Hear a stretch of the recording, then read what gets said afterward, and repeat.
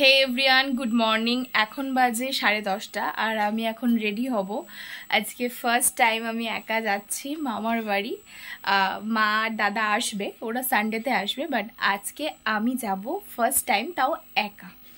So এখন আমার breakfast complete হয়ে গেছে, পুজো সমস্ত কিছু কমপ্লিট হয়ে গেছে। এবার আমি জাস্ট আমার প্যাকিংটা করব আর কিছু খেয়ে দিয়ে বেরিয়ে পড়বো। সো চলো, আজকে ফুল জার্নিটা তোমাদের সাথে শেয়ার করব।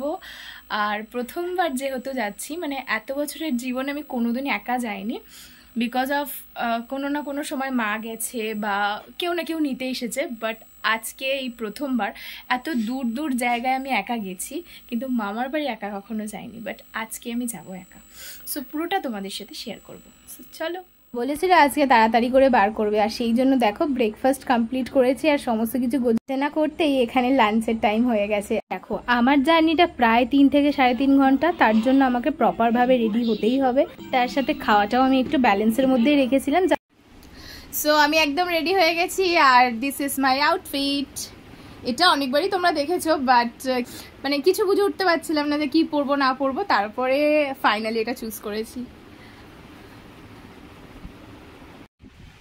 তো আমি রেডি হয়ে এবার বেরোবো, আর মা এখানে বসে আছে। ও মা, আমি রেডি হয়ে গেছি, এবার বেরোবো।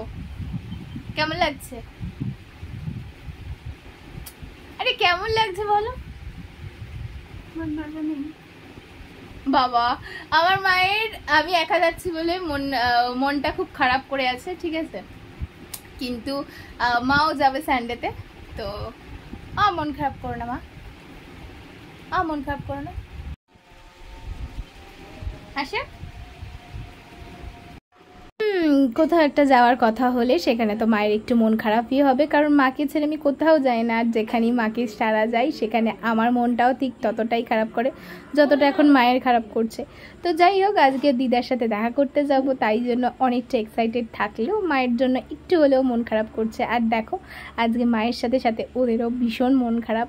আর তোমরা জানো তো, কাল রাত্রির থেকে আমি মিনিকে খুঁজে পাচ্ছি না, তো বুঝতে পারছি না ও কোথায় চলে গেছে। তো এইভাবেই মোটামুটি সময়টা কাটছে।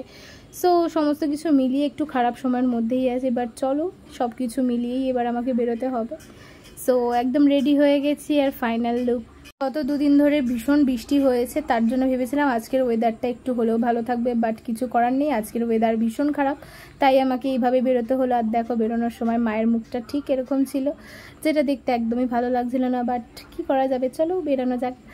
আর আমি এখানে রোদের মধ্যে বেরিয়ে পড়েছি, প্রচণ্ড গরম লাগছিল, কিছু করার ছিল না। এরই মাঝখানে আমি গেছিলাম একটু পার্লার। এই কয়েকদিনে এত রোদ ওঠেনি যে রোদটা আজকে উঠেছে। তো বৃষ্টি হচ্ছিল আর আজকে এত পরিমাণ রোদ উঠেছে যে ভীষণ গরম হচ্ছে, মানে তার মধ্যেই যেতে হচ্ছে। সো আমি চলে এসেছি একদম স্টেশনের কাছে, তো এবার ট্রেন আসার অপেক্ষায়।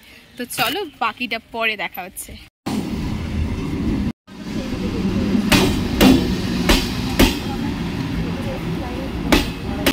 কিন্তু একদম ডট টাইমে এসছে, যেটা আমি একদমই আশা করিনি, বাট চলে এসছে তখন আমি তো একদম এক্সাইটেড হয়ে উঠে পড়েছি।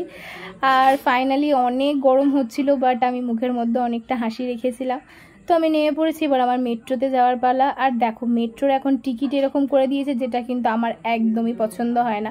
তোমরাই বলো, টোকেন সিস্টেমটাই তো বেটার ছিল, কি দরকার এরকম হুটহাট করে একটা কাগজ হাতে ধরিয়ে দেওয়ার, যেটা রাখতে কিন্তু ভীষণ প্রবলেম হয়। যাই হোক, তো আমি নেমে গেছি। আজ যাবো আমি নন্দনের ওপর দিয়েই। আমাদের সাধারণভাবে মামার বাড়ি যাওয়ার 2টো রাস্তা থাকে, একটা হচ্ছে নন্দনের ওপর দিয়ে, আর একটা থাকে যেটা আমি লঞ্চে করে যাই, বাট আজকে আমি যেহেতু একাই যাচ্ছি তাই আমি নন্দন সাইডটাই দিয়ে যাচ্ছি। আর প্রায় 1 ঘন্টার ওপরে আমি দাঁড়িয়ে থেকে আমার পায়ের এতটাই খারাপ অবস্থা, যেখানে আমার পা বলছে যে একটু বুঝতে পারলে হয়তো খুব ভালো লাগতো। তো ফাইনালি আমি নেমে গেছি, প্রায় 2-3 ঘন্টার জার্নি কমপ্লিট করে। আর তারপরে নিয়ে নিলাম মিষ্টি, দিদার পছন্দের কিছু মিষ্টি নিয়েছিলাম। আর দেখো ভাই আমার নতুন বাইক কিনেছে, আর ওর বাইকে করে আমি প্রথমবার যাচ্ছি। মানে আমি ভাবতে পারছি না আমার সেদিনের ছোটো ভাইটা আজকে বাইকে করে আমাকে নিয়ে যাচ্ছে। বেশ একটু ভালোও লাগছিলো, আবার একটু ভয়ও লাগছিলো যে ফার্স্ট টাইম কী করবে না করবে, বাট সত্যি কথা বলতে কিন্তু ভীষণ ভালো চালিয়েছে। প্রথমবারে এত ভালো চালাবে সেটা আমি বুঝতেও পারিনি। এরই মধ্যে প্রায় 15 থেকে 20 বার মায়ের ফোন রিসিভ করতে করতে আমি হয়রান হয়ে পড়েছি। আমার মাকে প্রত্যেক মুহূর্তে আপডেট দিতে দিতে আমি প্রায় অস্থির, বাট কিছু করার নেই। বাইরে বেরোলে সব থেকে বেশি টেনশন যিনি করেন তিনি হচ্ছেন মা, যিনি সবসময় খেয়াল রাখার জন্যেই এমনটা করে, সেটাও আমি জানি। তো যাই হোক, সমস্ত কিছু হওয়ার শেষে একটা মাত্র ভালো লাগা যে ঠিকঠাকভাবে পৌঁছাতে পেরেছি, কোনো প্রবলেম ছাড়া এইভাবে আসতে পেরেছি, এটাই আমার কাছে অনেক বড় ব্যাপার। সো আমি এসে গেছি ফাইনালি চলে এসেছি আমি মামার বাড়িতে। এরপরে দিদার সাথে দেখা করার পালা। তো চলো আসো। এই দেখো দিদা আমার দাঁড়িয়ে আছে। ও দিদা, তুমি আমার জন্য অপেক্ষা করছিলে?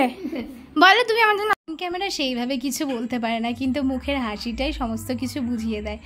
তো সমস্ত কিছুর শেষেই এই হাসিটার জন্যই এতক্ষণ ধরে অপেক্ষা করা, এই মানুষটার জন্যই এত কিছু করা, আর সেই মানুষটারই এতটা আনন্দ দেখার পর এত কিছু সবই ভুলে গেছি আমি।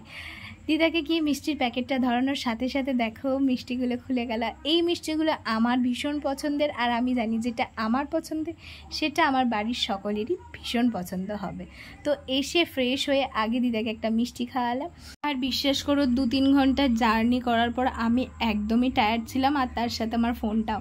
সো মাঝখানে আমি অনেক কিছু ভিডিওতে নিতে পারিনি শুধুমাত্র চার্জিংয়ের জন্য, বাট যেহেতু ব্লগটা আমি কন্টিনিউ করছি সেই জন্য তোমাদের সাথে ছোট ছোট কিছু মেমোরিজ শেয়ার করলাম।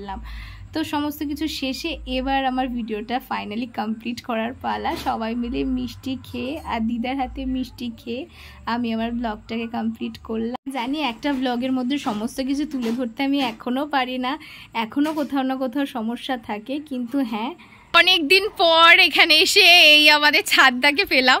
সো খুব মজা লাগছে, কারণ অনেক দিন পর এই ছাদে এলাম সেই জন্য। সো আমার খাওয়া দাওয়া কমপ্লিট হয়ে গেছে, দিদা আমাকে খাইয়ে দিয়েছে। তারপরে আমার ফোনে একদম চার্জ ছিল না, সেই জন্য আমি ব্লগিংটা কন্টিনিউ করতে পারিনি। সো এখন আমি এসেছি ছাদে, আর আমার সাথে এই যে হনুমান, এটা বিকেলবেলা ছাদে একটু ঘোরাঘুরি করছিলাম, আর তারপরে একটু খিদে পেয়ে গেছিলো বলে খেয়েছিলাম কেক। এটা খেতে খেতে প্রচুর গল্প, প্রচুর মেমোরিজ ছিল যেগুলো শেয়ার করছিলাম বাকি সবার সাথে। আর আমি চাইনি সেই মুহূর্তে আমি আমার ব্লগটাকে কন্টিনিউ করতে, বাট হ্যাঁ যতটা পেরেছি সেইটুকুনি তোমাদের সামনে তুলে ধরলাম। তো চলো আজকের মতো ভিডিওটা এখানেই এন্ড করছি, দেখা হচ্ছে নেক্সট ভিডিওতে।